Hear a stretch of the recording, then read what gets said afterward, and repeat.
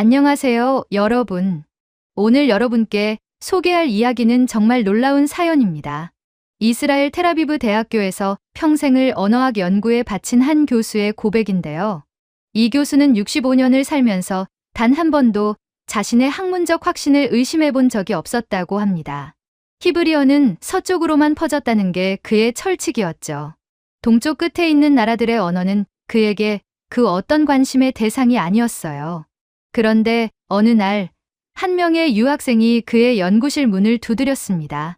그 학생이 건넨 한 권의 책이 이 교수의 40년 학문 인생을 확 뒤집어 놓게 되는데요. 처음에 그는 웃으면서 그 주장을 반박하려고 했습니다. 하지만 자료를 하나씩 확인하던 중 그는 자신의 손이 점점 떨리는 걸 느꼈다고 해요. 그가 발견한 것은 단순한 언어의 유사성이 아니었습니다. 그건 인류가 함께 나눴던 가장 오래된 기억이었어요. 도대체 이 교수는 무엇을 발견한 걸까요? 잠깐 1초만 투자해서 좋아요와 구독 눌러주시면 영상 제작에 많은 도움이 돼요. 안녕하세요. 저는 다비드 베나제르라고 합니다. 이스라엘 텔아비브 대학교에서 고대 세머파 언어학을 가르치고 있는 교수입니다. 제 나이가 올해로 65세가 됐는데요. 평생을 히브리어의 기원과 확산 경로를 추적하는 데 바쳐왔습니다. 어떻게 보면 제 인생 전체가 하나의 질문을 향해 있었다고 할 수 있죠. 히브리어라는 언어가 고대 중동에서 시작해서 어떤 경로를 통해 세계로 퍼져나갔는지 그 흔적을 찾는 일이 제 학문의 전부였습니다.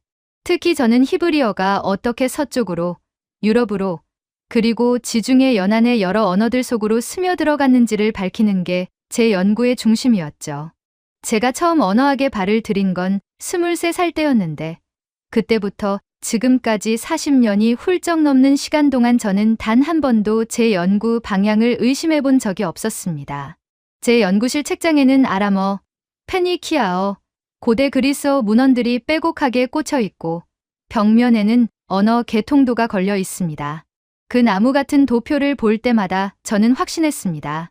히브리어는 아프리카와 아시아를 잇는 세머파의 핵심 언어이며 그 영향권은 분명하고 명확하게 그려진다고 말이죠. 제가 지난 40년 동안 추적해온 그 길은 언제나 서쪽을 향하고 있었습니다. 동쪽은 제 연구의 지도에 없었어요. 동쪽 끝에 있는 나라들의 언어는 제게 관심의 대상이 아니었던 거죠. 그런데 2년 전 가을이었습니다. 그날은 유난히 텔아비브의 하늘이 맑았던 날이었는데요. 오후 3시쯤이었던 것으로 기억합니다. 제 연구실 문을 두드린 학생이 한 명 있었어요. 한국에서 온 유학생이었는데 이름은 지금도 기억나지 않지만 그 학생이 건넨 책 한 권은 제 기억 속에 깊이 남아 있습니다. 그 학생은 조심스럽게 거의 떨리는 목소리로 이렇게 말했습니다. 교수님, 한국어와 히브리어가 놀랍도록 닮았다는 주장이 있다고요. 어떤 연구가는 두 언어가 고대의 같은 뿌리에서 나왔을 가능성을 제기하기도 한답니다. 심지어 한국의 고대 문화와 성경의 기록이 연결되어 있다는 이야기까지 있다고 했죠. 한국의 제사 문화나 건국 신화 속에 성경적 요소들이 숨어 있다는 내용이었습니다. 그 말을 듣는 순간 저는 웃음을 참을 수가 없었습니다. 실례가 될까봐 겨우 입가를 가렸지만 속으로는 이미 그 주장을 일축하고 있었죠. 학생에게 저는 이렇게 답했습니다.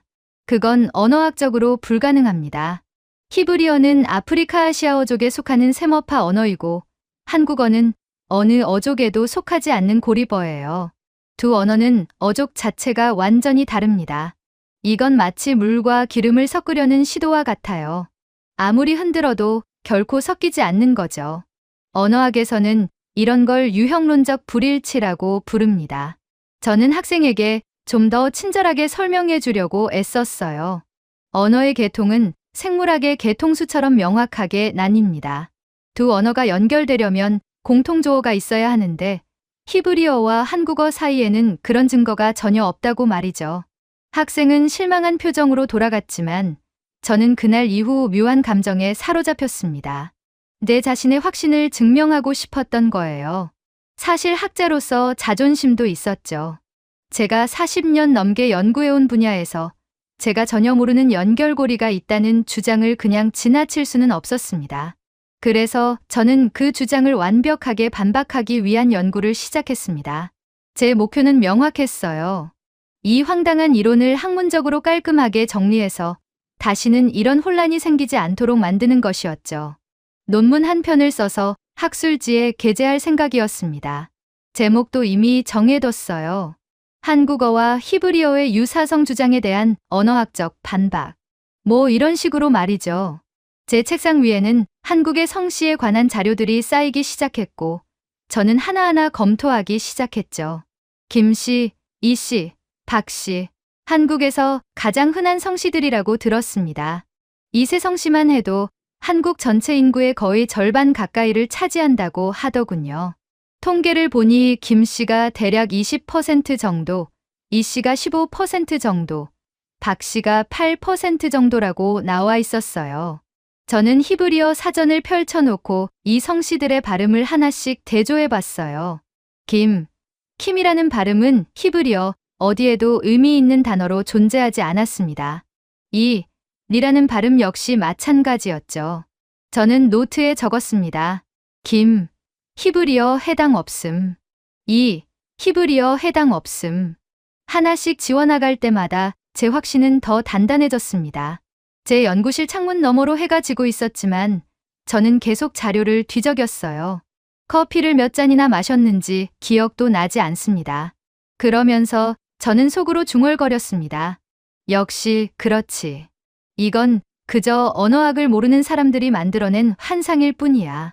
두 언어가 비슷하게 들린다고 해서 연결되는 건 아니거든요. 세상에는 우연히 비슷한 발음을 가진 단어들이 수없이 많습니다. 언어학에서는 이런 걸 우연적 유사성이라고 부르죠. 예를 들어서 영어의 마추와 스페인어의 마큐는 비슷하게 들리지만 어원이 전혀 다릅니다. 영어의 마취는 고대 영어에서 왔고 스페인어의 마큐는 라틴어에서 온 거죠. 그걸 가지고 언어의 기원을 논한다는 건 학문적으로 너무나 위험한 일이죠.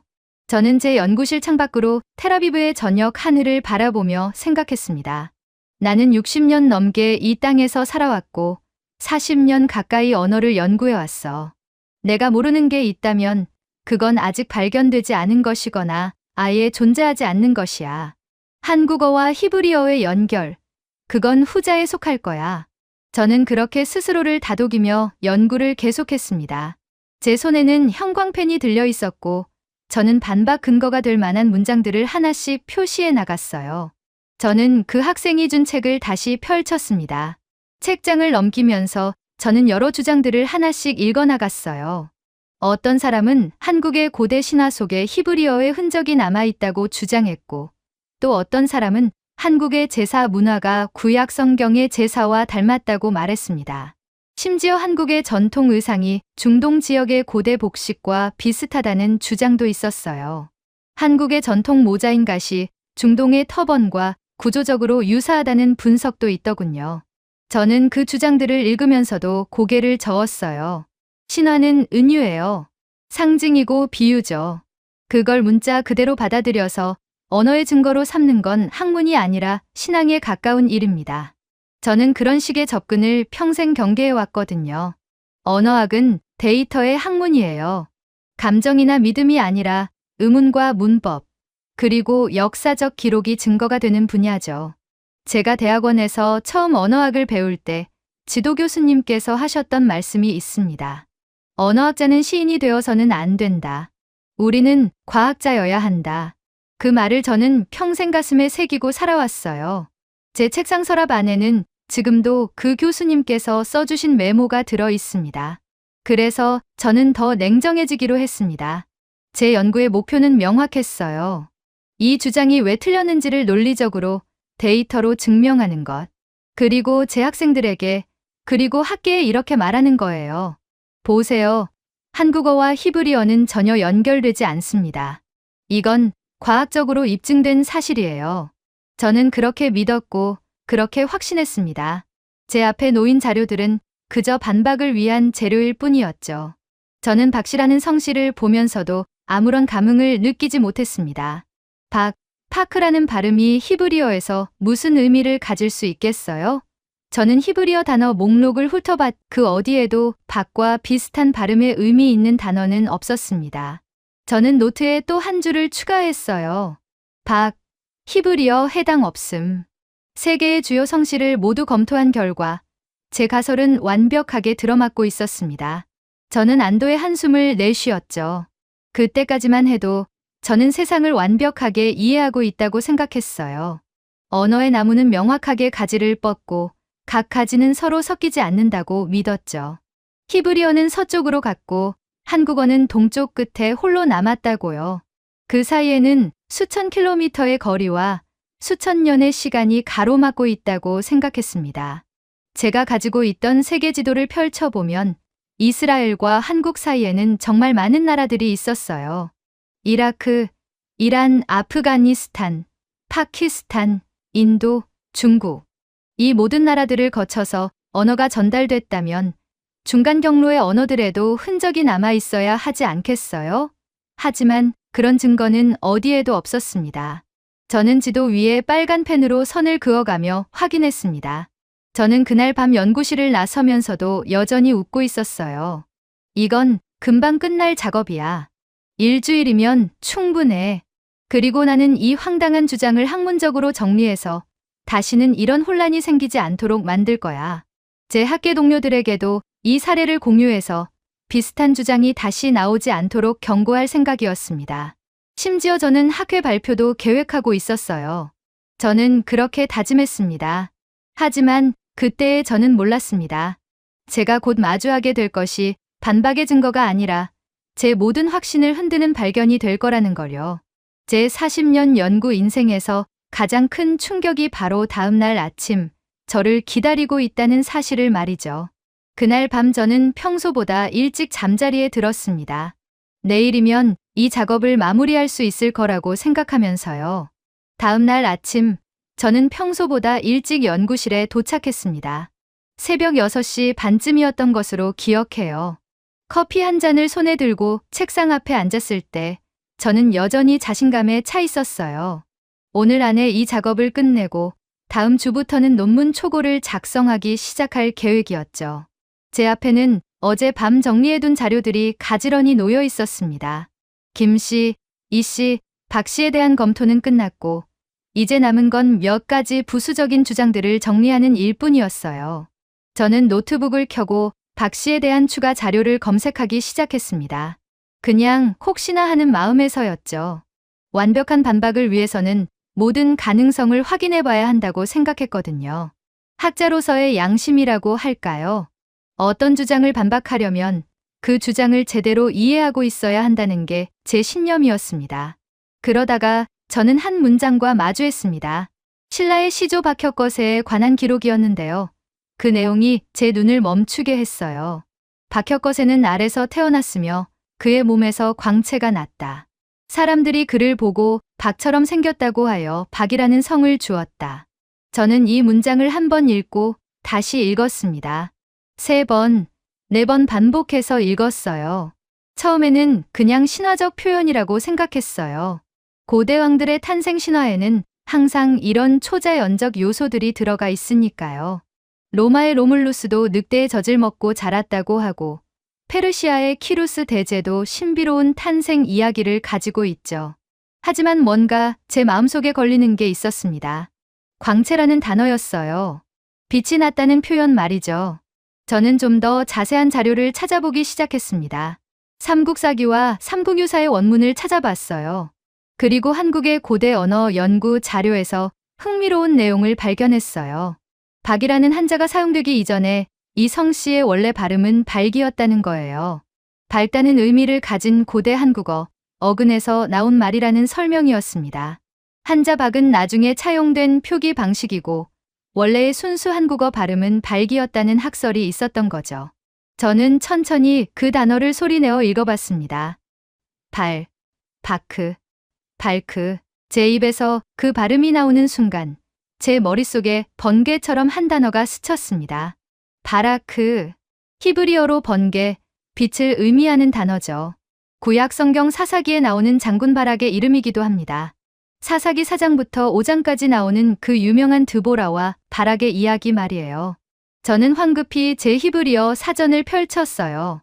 바라크, 히브리어 철자로는 베트레슈쿠프입니다. 의미는 번개, 섬광, 빛나다. 동사로도 쓰이고 명사로도 쓰이는 단어죠. 제 손이 떨리기 시작했습니다. 한국어의 발음으로는 발크, 히브리어의 바라크, 둘 다 빛이라는 의미를 가지고 있었어요. 발음도 놀라울 만큼 비슷했습니다. 자음 구조를 보면 둘 다 BLK 또는 BRK 형태를 가지고 있었어요. 저는 의자에 등을 기댄 채 천장을 올려다봤습니다. 제 심장이 빠르게 뛰는 게 느껴졌어요. 이건 우연이야. 그냥 우연의 일치일 뿐이야. 저는 스스로에게 말했습니다. 세상에는 수천 개의 언어가 있고 그 중에서 비슷한 발음을 가진 단어들이 우연히 겹치는 건 얼마든지 가능한 일이에요. 통계적으로도 충분히 일어날 수 있는 현상이죠. 제가 대학원 시절에 배웠던 내용을 떠올렸습니다. 세계 언어들 속에는 우연적 유사성이라는 게 존재한다고요. 하지만 제 마음 한구석에서는 뭔가 불편한 감정이 자라나고 있었습니다. 이건 단순히 발음만 비슷한 게 아니었어요. 의미까지 정확하게 일치했거든요. 빛, 광채, 밝음. 히브리어의 바라크와 한국어의 발기 가리키는 건 정확히 같은 개념이었습니다. 저는 다시 박혁거세의 신화를 읽어봤어요. 그의 몸에서 빛이 났다. 그래서 발기라고 불렀다. 이 신화 자체가 이름의 어원을 설명하고 있었던 거예요. 단순한 신화가 아니라 언어의 기원을 담고 있는 기록이었던 거죠. 저는 책상 서랍에서 공책을 꺼내 표를 그리기 시작했습니다. 왼쪽에는 한국어, 오른쪽에는 히브리어. 발크, 빛, 바라크, 빛. 두 단어를 나란히 놓고 보니 제 확신에 작은 균열이 생기는 게 느껴졌어요. 아주 작은 금이었지만 그 금은 점점 벌어지고 있었습니다. 마치 오래된 도자기에 실금이 가듯이 말이죠. 저는 일어나서 연구실을 천천히 걸었어요. 창밖으로는 텔아비브의 아침 풍경이 보였습니다. 사람들이 출근하고 차들이 지나가고 평범한 하루가 시작되고 있었죠. 버스가 지나가고 아이들이 학교로 가는 모습도 보였어요. 하지만 제 안에서는 뭔가 변화가 일어나고 있었습니다. 40년 동안 쌓아온 확신의 벽에 작은 구멍이 뚫린 거예요. 그 구멍으로 새로운 빛이 들어오고 있었습니다. 아니야. 이건 아직 아무것도 아니야. 저는 다시 자리에 앉으며 스스로를 다독였습니다. 하나의 유사성만으로는 언어적 연결을 증명할 수 없어요. 언어학에서는 최소한 10여 개 이상의 체계적 대응 관계가 있어야 두 언어 사이의 연결을 주장할 수 있습니다. 이건 언어학의 기본 원칙이에요.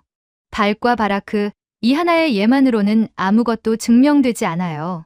저는 그렇게 생각하며 다시 자료를 뒤지기 시작했습니다. 다른 한국 성씨들도 살펴봐야 했어요. 최씨, 정씨, 강씨, 조씨, 윤씨, 장씨. 한국에는 수백 개의 성씨가 있다고 들었습니다. 어떤 통계에서는 280여 개의 성씨가 있다고 나와 있더군요. 저는 그중 몇 개를 더 검토해봤지만 히브리어와의 명확한 연결고리는 찾을 수 없었어요. 그래, 역시 박 씨는 그냥 우연이었던 거야. 저는 안도하며 노트를 덮으려고 했습니다. 제 확신을 지킬 수 있을 것 같았어요. 하지만 그때 제 눈에 들어온 문장이 하나 더 있었어요. 한국의 또 다른 건국 신화에 관한 내용이었습니다. 가야국의 시조 김수로왕에 대한 기록이었는데요. 그 역시 알에서 태어났다고 나와 있었어요. 하늘에서 황금빛 알이 내려왔고 그 안에서 왕이 태어났다는 거죠. 6개의 알이 내려왔고 그중 가장 먼저 깨어난 알에서 수로왕이 나왔다고 기록되어 있었습니다. 저는 문득 궁금해졌습니다. 왜 한국의 고대 왕들은 모두 알에서 태어났을까? 왜 그들의 탄생에는 항상 빛이 등장할까? 박혁거세도 빛났고 김수로왕의 알도 황금빛이었어요. 이건 단순한 신화적 표현일까? 아니면 뭔가 더 깊은 의미가 있는 걸까? 저는 고대 중동의 신화들을 떠올려 봤습니다. 메소포타미아, 이집트, 가나안. 이 지역의 신화에도 빛과 관련된 탄생 이야기들이 많이 있었어요. 태양신의 자손, 별에서 내려온 왕, 빛나는 존재들. 이집트의 파라오들은 스스로를 태양신 나의 아들이라고 불렀죠. 혹시 이 신화적 모티프들이 어떤 식으로든 연결되어 있는 건 아닐까? 제 머릿속에서 여러 생각들이 교차했습니다. 저는 고개를 저었습니다. 아니야. 이건 너무 나간 생각이야. 신화는 인류 보편의 상상력에서 나오는 거예요. 세계 어디서나 태양과 빛은 신성함의 상징이었고 왕들은 자신의 정통성을 신화로 포장했습니다. 칼 융이 말한 집단 무의식의 원형이라고 할 수 있죠. 한국도 예외는 아니었던 거죠. 이건 문화적 보편성의 문제지 언어적 연결의 증거가 아니에요. 저는 그렇게 결론 내리려고 했습니다. 하지만 제 마음속 어딘가에서는 의심이 계속 자라나고 있었어요. 발과 바라크, 그 두 단어가 제 머릿속에서 맴돌았습니다. 마치 잊을 수 없는 멜로디처럼 말이죠. 저는 커피를 한 모금 마시고 창밖을 바라봤어요. 햇빛이 연구실 안으로 쏟아져 들어오고 있었습니다. 그 빛을 보면서 저는 다시 생각했어요. 빛, 발, 바라크. 그날 저녁, 저는 집으로 돌아가는 길에 계속 생각했어요. 버스를 타고 가는 40분 내내 제 머릿속은 온통 그 생각뿐이었습니다. 만약 발과 바라크가 정말로 연결되어 있다면 그건 어떻게 가능한 걸까? 히브리어가 한국까지 전달될 수 있었을까? 실크로드를 통해서, 아니면 바닷길을 통해서, 아니면 반대로 한국어가 서쪽으로 퍼져나갔던 걸까? 아니면 둘 다 더 오래된 어떤 언어에서 나온 걸까? 인류 공통의 원시 언어 같은 게 있었던 건 아닐까? 제 머릿속은 질문들로 가득 찼습니다. 집에 도착해서도 저는 책상 앞에 앉았어요. 제 개인 서재에는 고대 언어에 관한 책들이 빼곡하게 꽂혀 있었습니다. 저는 그중 몇 권을 꺼내 다시 펼쳐봤어요. 아람어, 아카드어, 수메르어. 이 고대 언어들 속에서 혹시 단서를 찾을 수 있지 않을까 하는 기대감이 있었죠. 혹시 중간 지점의 언어들의 흔적이 남아있지 않을까 하는 생각이었어요. 하지만 그날 밤 저는 아무런 답도 찾지 못했습니다. 다만 한 가지는 확실해졌어요. 제가 처음 생각했던 것처럼 이 문제가 간단하게 해결되지는 않을 거라는 사실이었죠. 발과 바라크. 이 두 단어는 우연이라고 치부하기에는 너무나 정확하게 일치했습니다. 발음도, 의미도, 심지어 그 단어가 사용되는 맥락까지도 비슷했어요. 박혁거세의 신화는 그가 빛나는 존재였다고 말하고 그래서 발기라는 이름을 얻었다고 설명합니다. 성경의 바락 역시 빛나는 자, 번개 같은 자라는 의미를 담고 있었죠. 저는 침대에 누워서도 계속 생각했습니다. 혹시 내가 뭔가 중요한 걸 놓치고 있는 건 아닐까? 제가 평생 서쪽만 바라보느라 동쪽에 있는 진실을 보지 못했던 건 아닐까? 저는 그날 밤 잠을 제대로 이루지 못했어요. 자정이 넘어서까지 뒤척였습니다. 꿈속에서도 발과 바라크라는 단어들이 떠다녔습니다. 그 단어들이 빛처럼 어둠 속에서 반짝이고 있었어요. 다음 주가 되었을 때 저는 완전히 다른 사람이 되어 있었습니다. 제 연구의 방향이 바뀌었어요. 더 이상 반박을 위한 연구가 아니었습니다. 이제 저는 진실을 찾고 싶었어요. 발과 바라크의 유사성이 제 마음에 작은 씨앗을 심었고 그 씨앗은 일주일 동안 자라나고 있었습니다. 저는 제 연구실 화이트보드 앞에 서서 생각했어요. 성씨로는 답을 찾을 수 없었습니다. 박씨 하나만으로는 충분하지 않았어요. 그렇다면 다른 방향으로 접근해야 했죠. 저는 문득 깨달았습니다. 성씨는 시대에 따라 변하고 지역에 따라 달라지는 것이에요. 하지만 변하지 않는 게 하나 있었습니다. 바로 가족을 부르는 말이었죠. 인류가 언어를 가지게 된 이후 가장 먼저 만들어졌을 단어들. 아버지, 어머니. 이 두 단어만큼 오래되고 보편적인 단어는 없을 거예요. 저는 한국어 사전을 펼쳤습니다. 아버지를 부르는 여러 방식들이 나와 있었어요. 아버지, 아빠, 아버님. 그 중에서 가장 원초적이고 자연스러운 호칭은 아빠였습니다. 어린아이가 처음 부모를 부를 때 쓰는 그 단어 말이죠. 저는 천천히 그 단어를 소리내어 읽어봤습니다. 아빠, 아파. 그리고 저는 제 히브리어 지식을 떠올렸어요. 히브리어로 아버지는 아브, 아바입니다. 아람어에서도 아바라고 부르죠. 신약 성경에서 예수님이 기도하실 때 사용한 그 단어입니다. 아바, 아버지요. 제 손이 다시 떨리기 시작했습니다. 한국어의 아빠와 히브리어의 아바. 발음이 거의 동일했어요. 모음 하나의 차이만 있을 뿐이었습니다. 저는 서둘러 어머니를 찾아봤습니다. 한국어로 어머니는 엄마라고 부릅니다. 움마, 엄마, 히브리어로 어머니는 이마입니다. 아람어로는 이마라고 부르죠. 이마, 엄마, 저는 의자에 주저앉았습니다. 이건 우연이 아니었어요. 절대로 우연일 수가 없었습니다. 아버지와 어머니, 인류의 가장 기본적인 두 단어가 한국어와 히브리어에서 거의 같은 발음을 가지고 있었던 거예요. 저는 숨을 크게 들이마셨습니다. 제 심장이 격렬하게 뛰고 있었어요. 40년 동안 언어를 연구해왔지만 이런 경험은 처음이었습니다.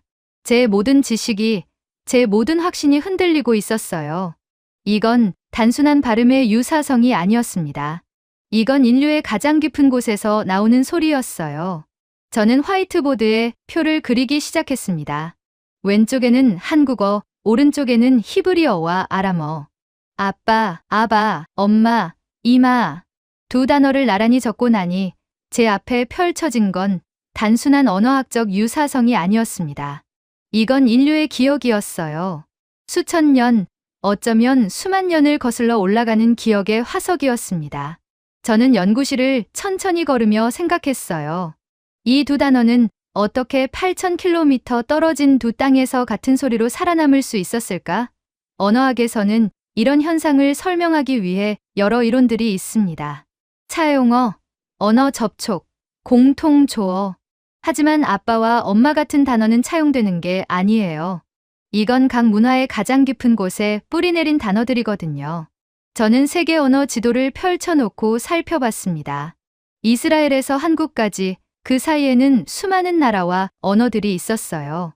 터키어, 페르시아어, 우르두어, 힌디어, 중국어.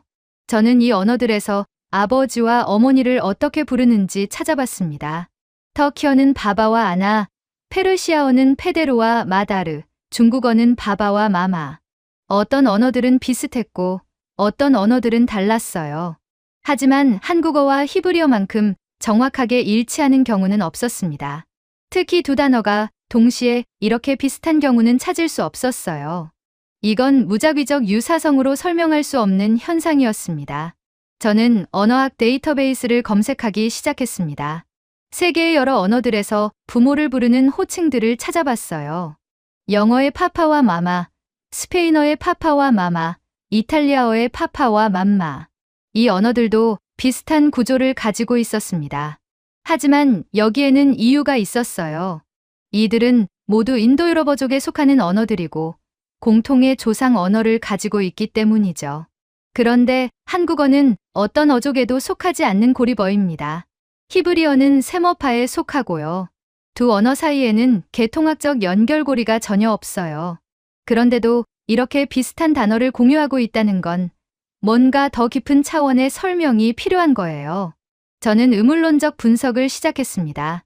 아빠라는 단어의 구조를 살펴봤어요. 이 단어는 아주 간단한 구조를 가지고 있습니다. 모음자음 모음. ABA 구조죠.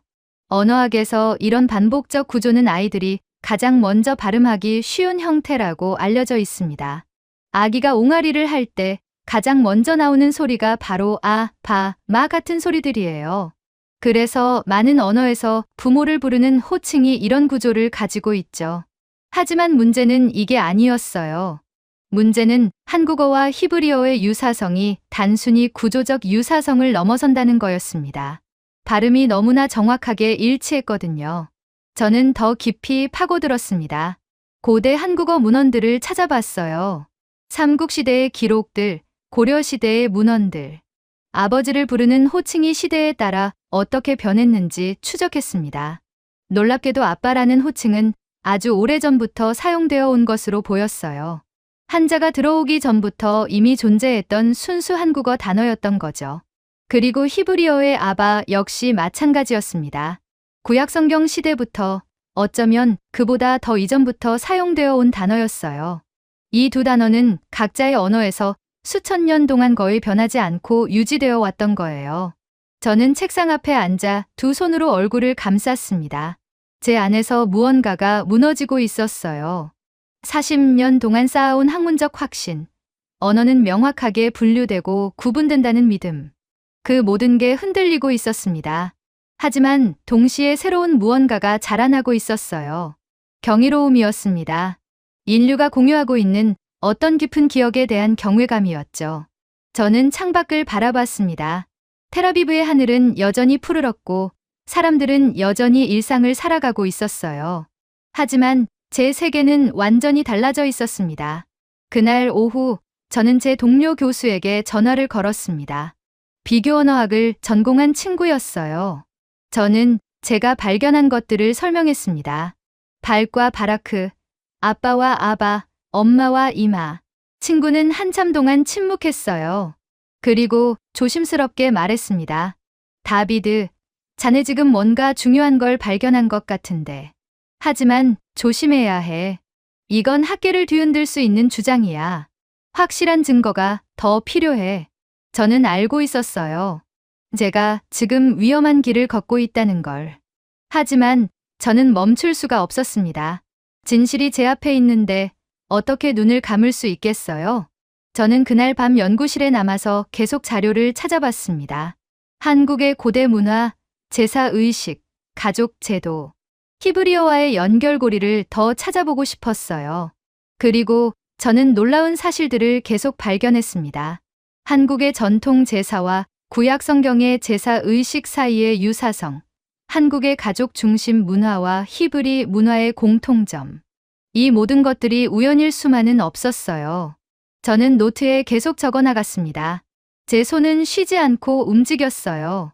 밤이 깊어갔지만 저는 전혀 피곤하지 않았습니다. 오히려 점점 더 또렷해지고 있었어요. 자정이 넘어서 저는 연구실 창문으로 밖을 내다봤습니다. 텔아비브의 밤하늘에 별들이 빛나고 있었어요. 저는 문득 생각했습니다. 이 별빛은 수백 년, 수천 년 전에 출발한 빛이에요. 지금 제가 보고 있는 건 과거의 빛인 거죠. 언어도 마찬가지가 아닐까요? 우리가 지금 사용하는 단어들은 수천 년 전 우리 조상들이 만들어낸 소리의 메아리일 거예요. 아빠와 아바, 엄마와 이마. 이 단어들은 인류가 가족이라는 개념을 처음 만들었을 때부터 존재했던 소리일지도 몰라요. 그 소리가 시간과 공간을 가로질러 지금도 두 땅에서 울리고 있는 거죠. 그날 이후 저는 완전히 달라졌습니다. 제가 성씨를 바라보는 시각 자체가 바뀌었어요. 저는 깨달았습니다. 제가 지금까지 잘못된 질문을 하고 있었다는 걸요. 성씨가 히브리어인지 아닌지를 묻는 건 중요하지 않았어요. 진짜 중요한 건 그 성씨가 가리키는 것, 바로 가족이라는 관계 그 자체였습니다. 김씨, 이씨, 박씨, 이 모든 성씨는 결국 하나의 진실을 가리키고 있었어요.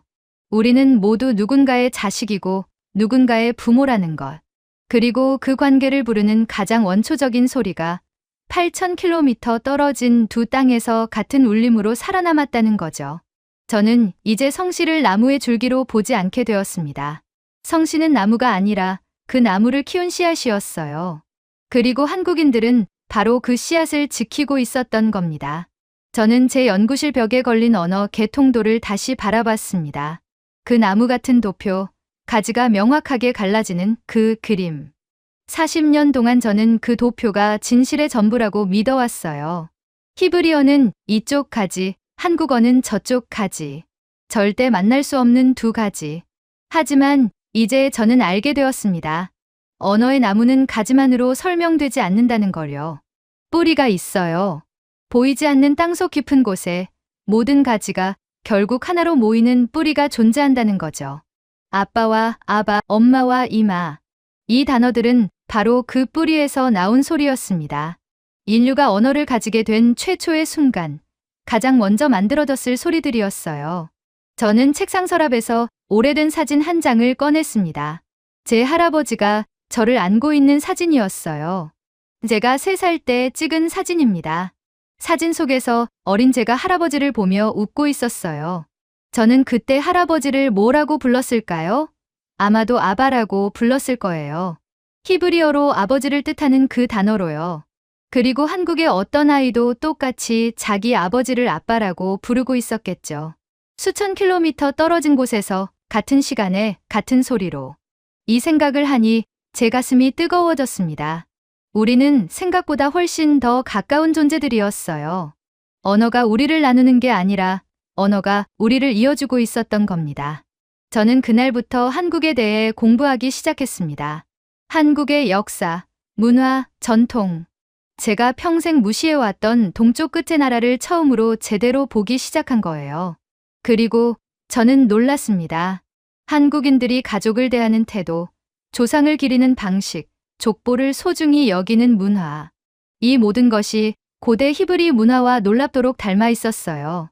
구약 성경을 보면 누가 누구를 낳고 누구의 아들이 누구라는 족보가 아주 자세하게 기록되어 있습니다. 한국의 족보도 똑같았어요.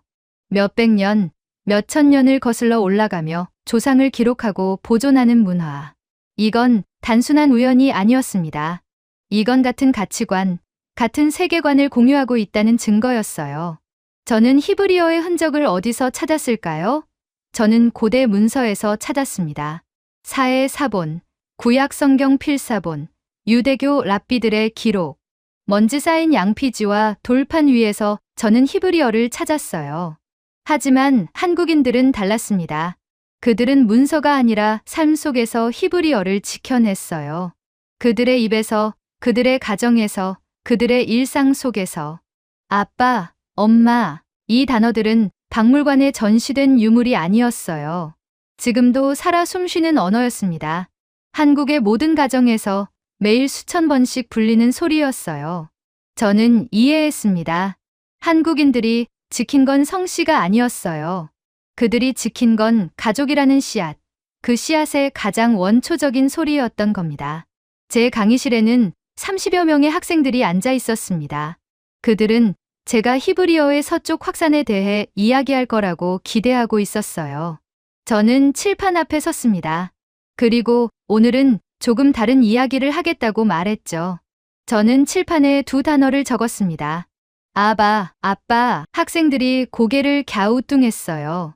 교수님, 이게 무슨 뜻인가요? 한 학생이 물었습니다. 저는 미소를 지었어요. 이건 히브리어와 한국어로 아버지를 부르는 말입니다. 놀랍지 않나요? 8,000km 떨어진 두 나라가 완전히 다른 어족에 속한 두 언어가 같은 소리로 아버지를 부른다는 게. 학생들의 눈이 커졌습니다. 저는 계속 말했어요. 저는 평생 히브리어가 서쪽으로만 퍼졌다고 생각했습니다. 하지만 저는 틀렸어요. 히브리어는 서쪽이 아니라 인류의 마음속 깊은 곳에 있었습니다.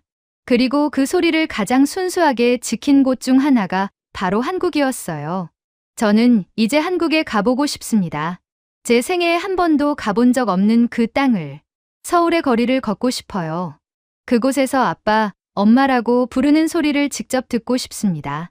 족보를 보관한 박물관에도 가보고 싶어요. 몇백 년을 이어온 그 기록들을 직접 보고 싶거든요. 그리고 한국 사람들에게 말해주고 싶습니다. 여러분이 매일 사용하는 그 단어들이 얼마나 소중한지. 여러분의 아빠라는 한마디가, 엄마라는 한마디가 수천 년 인류의 기억을 담고 있다는 걸. 여러분은 그냥 성씨를 가진 게 아니에요. 여러분은 인류의 가장 오래된 씨앗을 지키고 있는 겁니다. 저는 오늘도 제 연구실에 앉아 있습니다. 창밖으로는 텔아비브의 석양이 보여요. 붉은 빛이 하늘을 물들이고 있습니다. 저는 제 책상 위에 놓인 두 권의 책을 바라봅니다. 한 권은 히브리어 성경이고 다른 한 권은 한국어 사전이에요. 두 책 사이에는 8,000km의 거리가 있습니다. 하지만 그 안에 담긴 가장 중요한 단어들, 아빠와 엄마는 같은 울림을 가지고 있어요. 저는 이제 압니다. 언어는 우리를 나누는 게 아니라는 걸. 언어는 우리가 하나였던 시간을 기억하게 해주는 거예요. 그 기억의 씨앗을 가장 잘 지킨 민족 중 하나가 바로 한국인이라는 걸요. 제 동료 교수가 얼마 전에 물었습니다. 다비드, 자네 결론은 뭔가? 한국 성씨가 히브리어라는 건가? 저는 고개를 저었어요. 아니에요. 그게 아닙니다. 성씨가 히브리어인 게 아니라 가족이 히브리어예요. 더 정확히 말하면 가족을 부르는 그 소리, 그 원초적인 울림이 인류 공통의 언어였던 겁니다. 한국인들은 그 언어를 성경이 아니라 삶으로 지켜냈어요. 문서가 아니라 가정에서요. 그게 진짜 기적입니다. 동료는 한참을 생각하더니 말했습니다. 자네가 평생 찾던 게 결국 이거였구먼. 저는 웃었어요. 그랬나 봅니다. 저는 히브리어의 확산 경로를 찾고 있었지만 사실은 인류의 공통 언어를 찾고 있었던 거예요. 그리고 그걸 한국에서 발견한 겁니다. 저는 이제 제 강의를 새로운 문장으로 시작합니다. 언어는 신이 인간에게 준 첫 번째 선물입니다. 그 선물의 가장 소중한 부분은 가족을 부르는 소리였어요. 아빠, 엄마, 이 두 단어는 인류가 공유하는 가장 오래된 기도문입니다. 그리고 그 기도문을 가장 순수하게 보존한 민족이 있다면 그곳은 한국입니다. 학생들은 처음에는 의아해합니다. 하지만 제가 설명을 이어가면 그들의 눈빛이 달라져요. 경이로움으로 가득 차죠. 그리고 저는 그 순간이 좋습니다. 제가 느꼈던 그 경이로움을 젊은 학자들도 함께 느끼는 순간이 말이에요. 어제 그 한국 유학생이 다시 제 연구실을 찾아왔습니다. 2년 전 그 학생이요. 교수님, 그때 그 연구는 어떻게 되셨나요? 학생이 조심스럽게 물었어요. 저는 미소를 지으며 대답했습니다. 자네가 옳았네. 한국어와 히브리어는 연결되어 있었어. 다만 내가 생각했던 방식은 아니었지. 성씨가 아니라 가족이, 문서가 아니라 삶이 그 연결고리였네. 학생의 얼굴이 환해졌습니다. 정말요? 그럼 교수님도 이제 믿으시는 건가요? 저는 고개를 끄덕였어요. 믿는 게 아니라 알게 되었네. 언어학자로서가 아니라 한 명의 인간으로서 말이야. 우리는 모두 같은 소리로 부모를 불렀던 존재들이야. 그 사실을 깨닫는데 65년이 걸렸네. 오늘 저는 새로운 논문을 쓰기 시작했습니다. 제목은 아직 정하지 못했어요. 하지만 내용은 명확합니다. 한국어와 히브리어의 가족 호칭 유사성에 관한 연구. 이건 제 인생의 마지막 논문이 될지도 모릅니다. 하지만 가장 중요한 논문이 될 거예요. 저는 이 논문을 통해 세상에 말하고 싶습니다. 언어의 나무는 우리가 생각하는 것보다 훨씬 더 깊은 뿌리를 가지고 있다고. 그 뿌리는 인류가 하나였던 시간으로 이어진다고요. 그리고 그 뿌리의 가장 순수한 형태를 한국인들이 지금도 지키고 있다고 말이죠. 저는 창밖을 바라봅니다. 해가 완전히 졌어요. 밤하늘에 별들이 하나둘씩 나타나고 있습니다. 저 별들처럼 언어도 빛나고 있어요. 수천 년의 시간을 가로질러 지금도 빛나고 있습니다. 아빠, 아바, 엄마, 이마, 이 단어들은 별빛처럼 오래된 빛이에요. 그 빛을 따라가면 우리는 결국 같은 곳에 도착하게 됩니다. 우리가 모두 가족이었던 그곳으로요. 저는 이제 그 사실을 압니다. 그리고 그 사실을 알게 해준 한국에 제가 평생 무시했던 그 동쪽 끝의 나라의 깊은 감사를 느낍니다. 감사합니다. 여러분이 지켜준 그 씨앗 때문에 저는 언어학자가 아니라 인간으로 돌아올 수 있었습니다. 오늘 사연은 여기까지입니다. 오늘 사연이 마음에 드셨다면 좋아요, 구독 꼭 눌러주세요. 다음에 더 감동적인 사연으로 여러분을 찾아뵙겠습니다. 시청해주셔서 감사합니다.